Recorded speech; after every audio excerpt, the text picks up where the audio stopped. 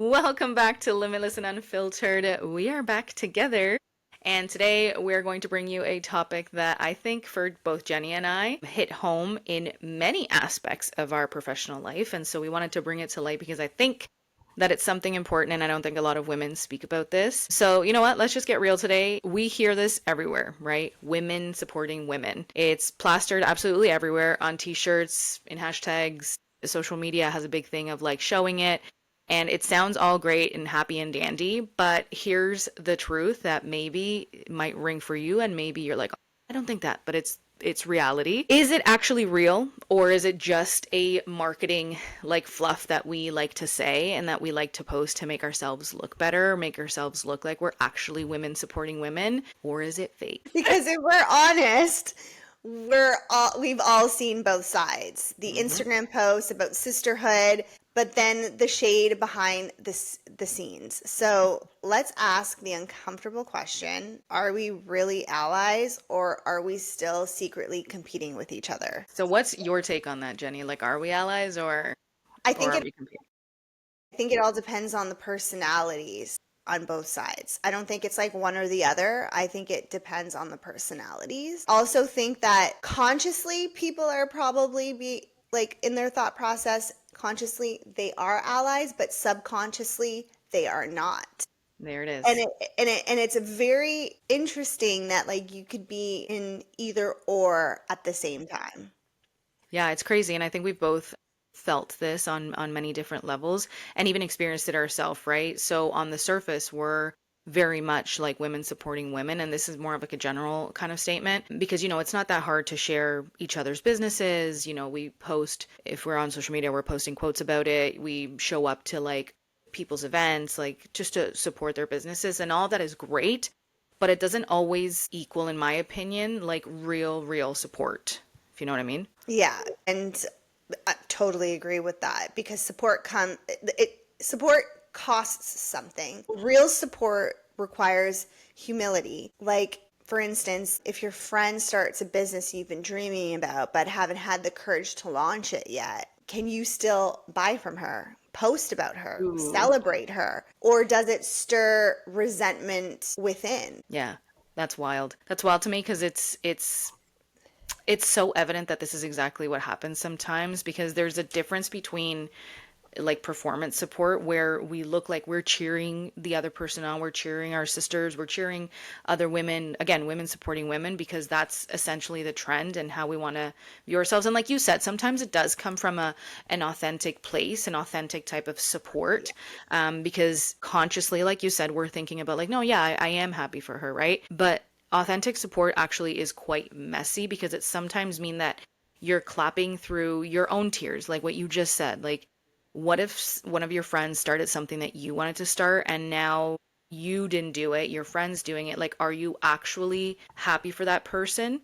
Or are you inside like hurting? Or like, even let's take other examples. Like, if one of your best friends gets engaged and you're still single, like, are you obviously you're happy for her, but are you on the inside and deeply like, well, why am I still single? And like, why don't I have a boyfriend? Or why isn't my boyfriend at this stage? Or like, all those things. And it's in like every aspect. So it's that, it's career milestones. Like it's maybe, your friend got pregnant and you have either been trying or aren't there yet. Like it's all of Yeah. these things where it's like, are we actually super happy for the person or deep down inside still struggling essentially? It's all the things that you just said. I've experienced most Hmm. of them. Totally agree with all that you said. And like I mentioned, I've experienced some of those Same. personally. And it's easy to repost when someone is winning, but it's much harder to sit with your own disappointment and still celebrate that person like it was your own. Yeah. And Yeah. I have to tell you too, Jenny, like I have experienced the same thing as well, like you, because for me and my friend circle, like I was one of the first ones to, get engaged and get married and all the things and even have a baby. Like even still now, some of my friends don't have babies, right? Mhm. And but now, it comes in different like waves because now I'm at a point where I want a third baby, but we're just not ready to do that right now. And every time I hear, somebody around me having another child, like their third baby, I'm just like, oh my God. Like I love it. I love that they're doing that. But then internally, I'm just like, oh. Like I really wish that I could have another baby now. I know it's gonna come when it needs to come, but it is that. It's not like what you said, it's personality wise. It's not like I'm hating on somebody that has a third baby or in that process right now. We're taking that as an example, but it does feel like a sting, essentially. Yeah, no, for sure. I can see how that would like bother you. See, I was never like that. Yeah.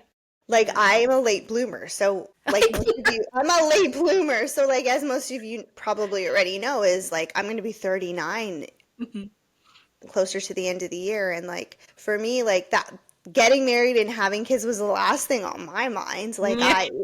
and everybody around me was like getting married, they were married, having kids, trying to have kids, and here I am just like living my best life, just building up my business, and That like was your baby. yeah, and it like totally none of that was like in my radar. So for Hmm. me, like for it happening around me, it didn't phase me at Hmm. all. Didn't Hmm. phase me at all. Like I was okay with where I was at. Yeah. And I think that's where people struggle these days is like some people are just not okay in the stage of life that they're in. And Hmm. I was most definitely comfortable in my stages. So let's name it comparison. So, scrolling on Instagram and seeing the moms who meal prep organic lunches while some are just thrown in Lunchables or making tomato sandwiches. That's what I pretty much grew up on. Love it. Or the women who snapped back Mm. after birth while they're Well, that's still a good trying one. to love while you're still trying to love your body, which is definitely like me. I Hmm. definitely did not snap back Nope, me after neither. having a kid. And that struggle is real. But that silent comparison eats away at us. And like, to be honest with you, that's probably where my comparison and my struggles are Mm. with trying to get back to the way I felt Hmm. before having a child. Definitely with my energy level. Like I Yeah. said, like I'm so proud of you for getting up, going to the gym at like 5:30 in the Oh, morning. thanks, Like babe. honestly, kudos to you. Like that to me is impressive. I don't know what it is. Like I feel like my feet are in like quicksand. I can't get out of bed in the morning. Um but yeah, I would say like that's where my comparison comes into Hmm. play is like, how do other people do it? Why am I feeling like I'm not capable of Hmm. performing better? Right? Like, this is Yeah. where my struggle comes in. And it's tough too because I experienced two different types of like postpartums, right? So my first baby, when I was pregnant with her, didn't really gain much weight, but nonetheless still gained anyways and stretch and all that. But with her, I don't like to use the word bounce back because I really wasn't doing anything when I like postpartum in terms of like Mhm. trying to lose weight or anything. But I did lose the weight very, very quickly. Like I was back in pre-pregnancy jeans within like a month and a half. It was a wild. And then second pregnancy comes along, and that was not the case. Not the Oh, case at all. So I was like, I've seen both sides of that. And you're right, like comparison is crazy. But then there's also judgment, right? There's comments dressed up as concern. So for example, if somebody like sees somebody on social media traveling, they're like, oh, she's traveling again. Like who's watching her kids? Like, I've had that comment made towards me. I've had comments made like, but you have help. Like every time I'm talking to somebody and they're like, well, how do you go to the gym? Or like, how do you do the things that you do? Well, you must have help. As if like success automatically disqualifies you from like being a good mom or a good wife. Like that's not the case. Sometimes you don't have help, you just make things work around your lifestyle. And it's just like, those judgmental comments that come in like, oh, but I'm concerned about you. And like, oh, I'm not meaning it from like a mean place. Like maybe like look within to see where that comment is coming from. it's funny that you say that because when you say you're like, you have help, I'm super grateful. I have a freaking village. Hmm. And sometimes I think, is it because my husband and I waited longer in Yeah. life to have kids and then now our parents are, retired, so they're at home and they can help us? Yeah, maybe that's what it is. Hmm.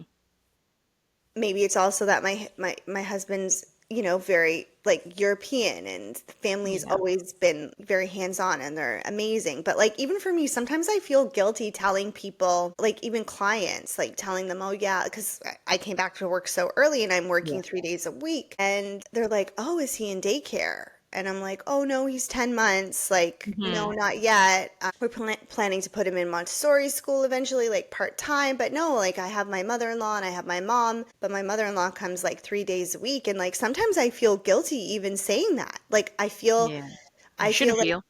I know, but I do. Like I'm like, Hmm. oh, should I be saying this to someone who probably doesn't have any help? Like then I start to Hmm. feel bad. And then that's where I'm like, oh, I start to question myself that, oh, maybe I should keep that to myself because I don't want to upset her or make anyone feel belittled at all, you know? Like I Hmm. overthink Hmm. things like that, even though like I'm like, I could not Yeah. survive without my village. Yeah. I No think way. that goes hand in hand with, let's derail this conversation just a second, of like people would say, "Oh my God, yeah, she's privileged." And I think nowadays people are using the term or the terminology of being privileged as something negative, and I don't see it that way.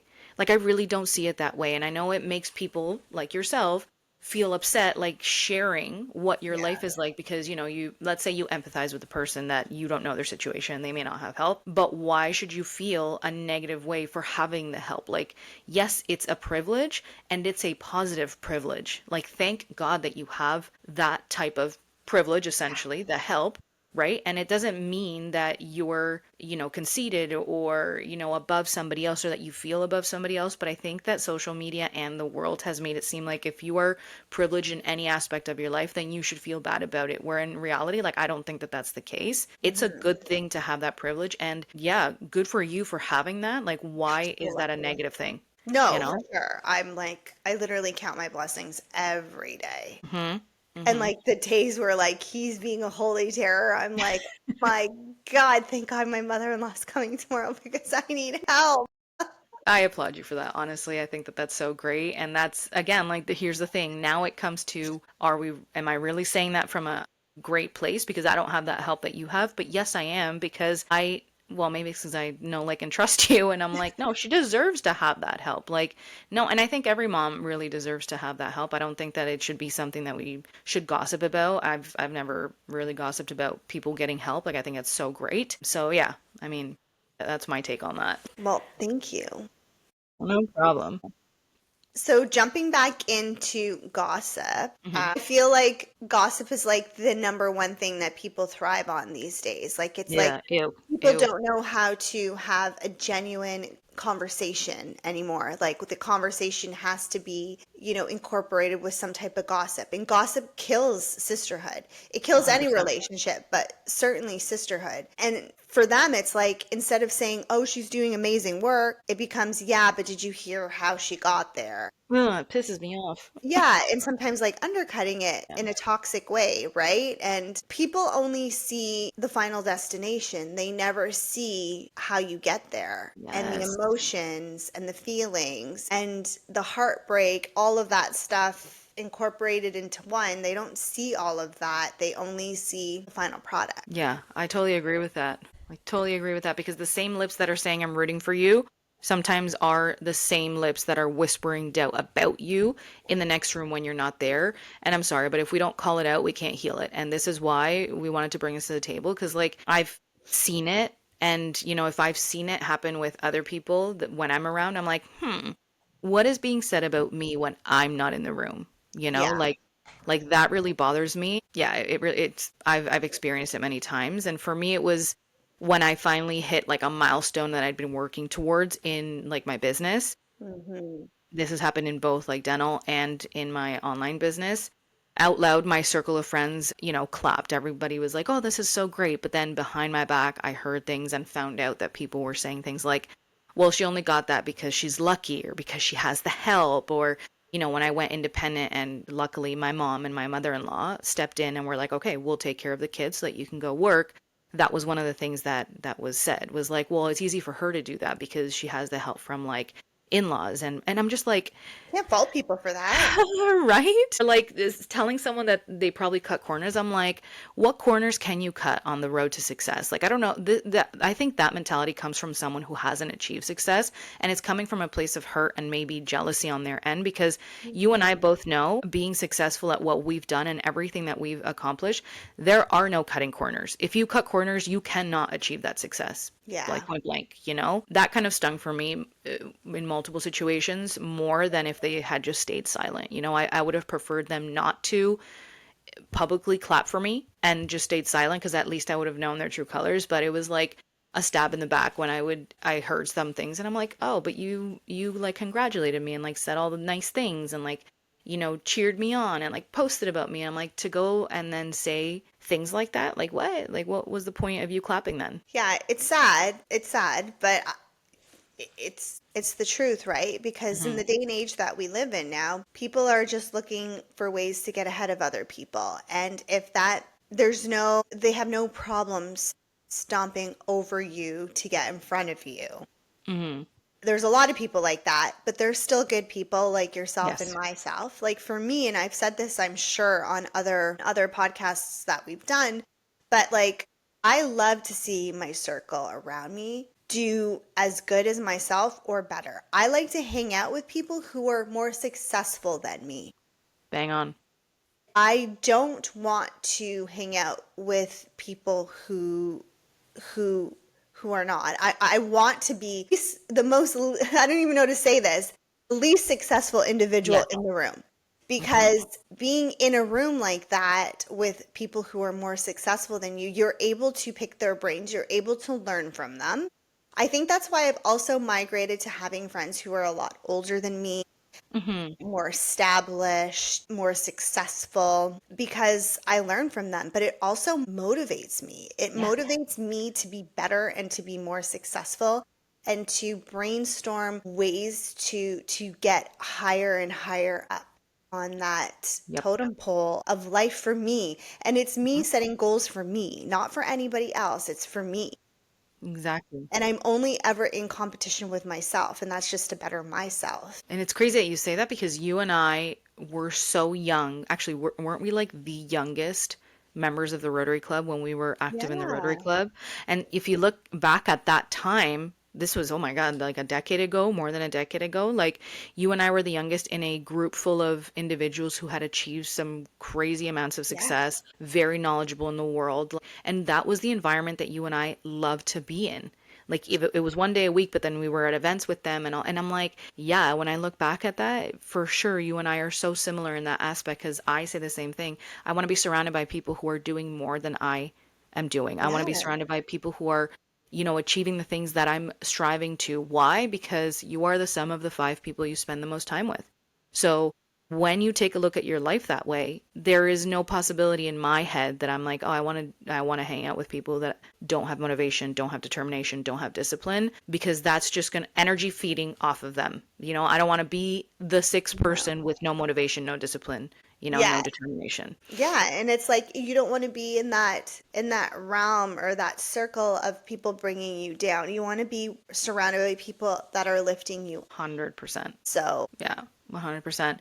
Um, you know, and that's the paradox of where, you know, this conversation is going is that women, we're talking about women supporting women, right? So women can wound us the deepest because sometimes that place of like jealousy steps in or like comparison, all that, they can wound us the deepest. But when they choose to, for example, what you and I choose to do, they can also heal us the deepest because one woman's genuine support can rewrite a narrative of betrayal for all of us. Like it really is mhm. that powerful when you tap into that. That's not to say that 100% of the time you're in that zone because I just explained like, you know, my own frustrations with like not having a third, but that is comes with awareness. Like I am aware that that's how I'm feeling and like I've told my friends that. I'm like I'm flat out open like that, but that is the difference is that you are open and genuine about it and you're talking at it from your own truth and maybe your own pain and therefore it's not coming off as like I'm just being fake happy for you. Exactly. And see, that's one thing I can never be. My best friend always says this, like you can just see everything on my face.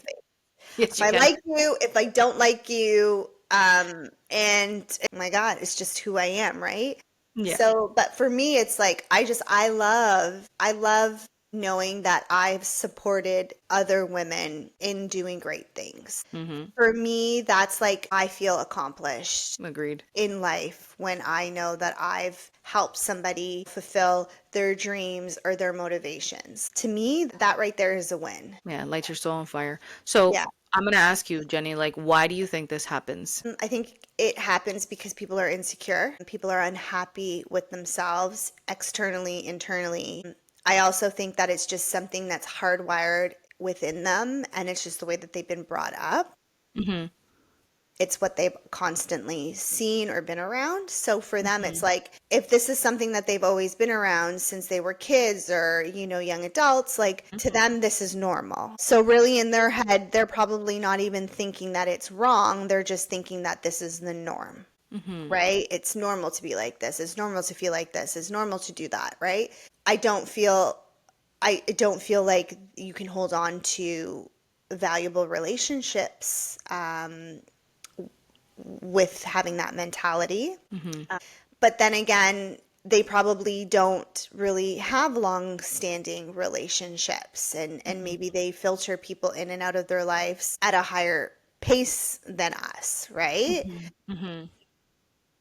Yeah, I feel like I would say like most people don't know that they're like this, and then there's a small percentage of people who are, and people like that are just not really good people. Mm-hmm. And for you and me, and for anyone who's similar to us, you know, this is where you have to like have your eyes open and kind of follow red flags Mm-hmm. and this is where it gets into the conversation that we've had many times before, Maria, is that like sometimes you don't want that energy in your life and you don't deserve to have energy like that in your life. Even if you think they're a good person, but they're still acting in that manner, it's just cleanse yourself of that because when you bring that in, it rubs off on you Yeah, 100%. and it starts to affect your energy and your motivation and your goals. Yeah, yeah. I think that you nailed on like, now the nowadays, right? Like that's it. That's kind of like why this happens with the people living in the now. I think this comes from probably centuries of conditioning as well. Yeah. If we look back at like our great grandmothers or grandmothers, even, sometimes our moms, they're like competing for essentially survival, especially our great grandmothers and our grandmothers, right? So they wanted to marry the best man, they wanted to have the best family, they wanted to have, yeah. Be the best cook. I'm so sorry, but Yes. in the Portuguese community, it's all about being the best cook. I'm dead. And the funny thing is, like in the Portuguese culture, everyone's a Maria, Yes. and they're all in competition with like making the best bacalhau or Jeez, you are. Colbert. You know what I mean? Like it's like a Yeah, cook-off. I'm dead. I'm choking. Sorry. So true. It Yeah. is. It's been a competition for centuries, right? Like think about like the programming that has been going on for years. And I'm not saying that there was anything wrong with that because that was kind of the lifestyle back then, but that's been like passed down from century to century, right? There was limited roles in society that women could play in, and so hence coming into like I want to be the best cook, like that was such a it was a big honor, right? And yes, that is in the Portuguese culture, and in the Spanish culture it's very similar. Very, very similar. Yeah. Like who can cook the best? And it's still actually to this day sometimes still happens where it's like that's what they're measuring their success on. Like it's a Yes. totally different mindset than here in the Western world. But that survival mindset like didn't disappear. It just evolved into something different because I think today the pressure for us looks different, but it's not any less heavy, you know? So what does that pressure look like now for, females, women of our age group, right? That can look like being the perfect mom with like the Pinterest lunchboxes, like you were saying, right? Or, Hmm. being the boss with the six-figure business, being fit, being beautiful, like stylish, doing all the trends that our society expects us to do, like doing it all, but making it look effortless. I think that is where the pressure is right now for our age group. So when we see another woman who seems to be nailing it, like everything, instead of saying like, wow, she inspires me, a lot of people can think like she makes me feel like I'm failing. And I think that's where the problem lies in society is like that comparison trap of like, remember everything, how many times have we said this? Everything on social media that you see, 98% of it is all curated. It's all curated so that you can see the perfect of whatever it is that they're trying to show you, and it's not real. Like, it's not real, and it's unfortunate that it's making women feel like they have to compare themselves to another one, which I think robs them of feeling genuinely happy for another person, because they have an idea in their mind of what they're looking at on Yeah. social media that isn't actually reality. Like, it isn't actually reality, but it, to them, consuming it, they're like, oh yeah, no, I must be doing, absolute shit because this mom is, look at the lunchboxes that she's sending her kids with. Like, I'm one of those moms that, like, my lunchboxes are not aesthetic at all. But I don't compare myself to that other mom who does that. I have a friend, Michelle, actually, our Oh, guest that was here. You should see her lunchboxes. They are unbelievable. But she's very creative. She's also a teacher. So, like, they're just so, like, perfect all the time. But that comes from her genuine creativity. And I would never sit there and be like, oh my God, like, I could never do that. I feel like I'm failing as a mom. No, like, your kids are being fed. Like, that's all that's that all that matters, matters. Yeah. No, Literally. totally. And like for me, like I don't like whenever I see things where I'm like, oh my God, how is she doing it?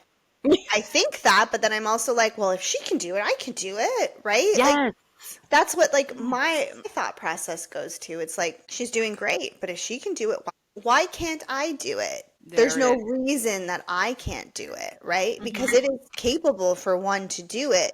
It's just a matter of you wanting to and you Mhm. doing, right? Yeah, yeah. And here's the thing. I know with you and I, if we see somebody that's doing something that, your mindset, I can do that too. I'm not afraid to ask. Like, No, I'm not afraid to ask absolutely. at all.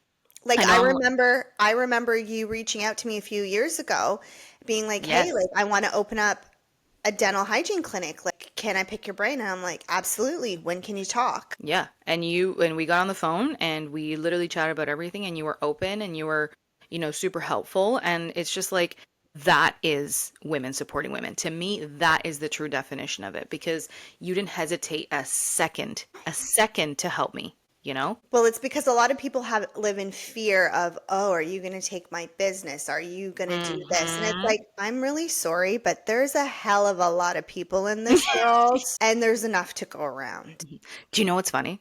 Okay, Tell me. so speaking of that, because this brought back one of the exact examples of women supporting women. I used to work for a dentist that shall not be named, but I used to work for a dentist, and, I worked with her for almost 9 years, and she would literally hype me up. You're amazing. Like, I've never had a hygienist like you. Like, you're so good at what you do. The patients love you, blah, blah, blah, blah, blah. All the things. Like, totally love bombing me. And she would tell me, because I was young when I started with her, and she would tell me throughout the years, like, look how much you've grown, like all the things that you want to hear that I thought were genuine. And then, our time together ended. Like, it was just time for me to, I outgrew the space, I outgrew the area I was in. Plus, I didn't want to commute that long. I literally had a conversation with her. I sat her down and I said, hey, this is my thought process. This is where my life is headed now. I really don't like the commute. Like, I would have to get up at like 5 in the morning just to get to work for 8. And I'm just like, I don't want that for me anymore. Plus, I want to venture into independent dental hygiene. And her tone with me completely changed the second I said that. And her actual words when I said that to her, I thought she was going to be like, absolutely, like, you're really good at this. I didn't say I was going to leave the job. I just said, like, hey, the days that I'm not working here, just letting you know, like, I'm going to be working independently somewhere else. And Mhm. she was not happy with that. And her entire tone changed. And she was like, well, you have to be careful because you got to remember that those dental hygiene clinics are shady. And I was just like, wait 1 second here. And I remember confronting her the second she said that. And I'm like, wait a second. I'm like, you're saying that without realizing that, like, I'm the person who's going to be performing the same tasks that I'm doing here, I would be performing there. So if you think that there I will be shady, doesn't that mean that I've been shady for 9 years here? And Mhm. she took a step back because I don't think she realized that I was going to answer that way. And she was like, no, no, I'm not saying that you are. I'm just saying that those places. And I looked at her, I was like, those places are identical to this. I'm sorry, but you never look on the dental hygiene CDHO and to see all hygienists doing fraudulent behavior. Yeah, which was truthfully part of the reason why I wanted out there, was because I started to notice things that I wasn't okay with ethically and morally. And so when I finally left fully, because I decided no, it became a very toxic environment after I had been love bombed for years. Very, very toxic environment. It was no longer women supporting women. I saw her try to tear me down. I felt the heaviness of that and I said, I'm out. And I left that without being fully secure, air quotes here, secure in what I was doing because I hadn't built my clientele. But I said, there's no chance in hell I'm going to continue in this toxic environment. And I left thinking that everything was done. I didn't tell the patients anything out of respect for her and the clinic and all the Sure. things, right? And a month after I had left, I got served papers with like a cease and desist from her saying that I could not take clients from her and that I was not allowed. It was a reminder, a warning that if I were to try and take her clients, she was going to take me to court and sue me. And in my head, I'm like, hold on a second. I'm like, first of all, we're in different cities. Secondly, it's the client's ability to choose whoever they want to. Like I'm Yeah, they can publicly look for known. you, They find can look you, for and me. they can choose to come and see you. Exactly. Know where I am, like whatever. Third, marketing on social media was something that I was doing, and that's how, she found the new address that I was working at. And then I'm like, how insecure do you have to think that your business is going to fail because one of your ex-employees left? And that's where I had my first like, oh, you never really supported me. You Yeah, just but wanted to keep me under your wing because I was quote unquote inferior. And I was yeah. like, ooh, that was my first like real hit in of like society where I'm like, hmm, like so it wasn't genuine. Yeah, but it's interesting that she thinks that like that people think they're like you're gonna take your whole practice. Like, no, like let's Yeah, you're and you don't you're you a don't own people. dentist. Like, you're smarter than that. Well, I would assume. And like you don't own people at the end of the day. Nobody owns anybody. They have free will to do whatever they want. And it all people did reach out to me. They found me and they did reach out to me like older clients. And the reason I found out all this was happening, after a lot of other stuff that happened was because a previous client of mine was like, "Are you okay? Like we know that you were in the hospital." And I'm like, "Pardon me?" So she was telling old clientele that I was no longer working there because I had some sort of illness that landed me in the hospital and I was morbid, I guess. And so people were reaching out to me asking me if I was okay and praying Is for that me. And I'm even like, legal? I'm pretty sure it's not. I mean, we fought back. We fought back legally. Like there was a lot that went on there. Like I'm just giving you surface kind of information, but I'm just Yeah. like that was the first time that I'm like, wow, what happened to women supporting women? Like that was not the case That's there. so crazy. Yeah, I wouldn't say it's even similar, but it was when I left private practice to open up my own place. I worked with people who were really great when I worked there. They're still great people, but I think for me, I had my grand opening and they didn't show up, and that for me was like I always spoke highly of them. I Mm-hmm. looked up to them. Truly, I would always say they are the reason why you know, started what I started. And I still believe that, part of my success today is because of the ways and the morals and the beliefs that they taught me when I was with them. Mm-hmm. But that was something that was truly heartbreaking to me when Oh, they didn't yeah, show up to my grand opening because, I feel like my success was a small bit of them because they were the reasoning I pushed myself of and course. learned to push myself to be who I am in Oh, that profession. yeah, Um, yeah, so that's it's crazy. sad, but it is Yep. what it is. Learning lessons. Yes, for sure. Learning And lessons. for me, when I learn from that, like when people treat me like that, I just know I will never treat anybody like that because I Same. know what it was like and I know what it felt like was not nice.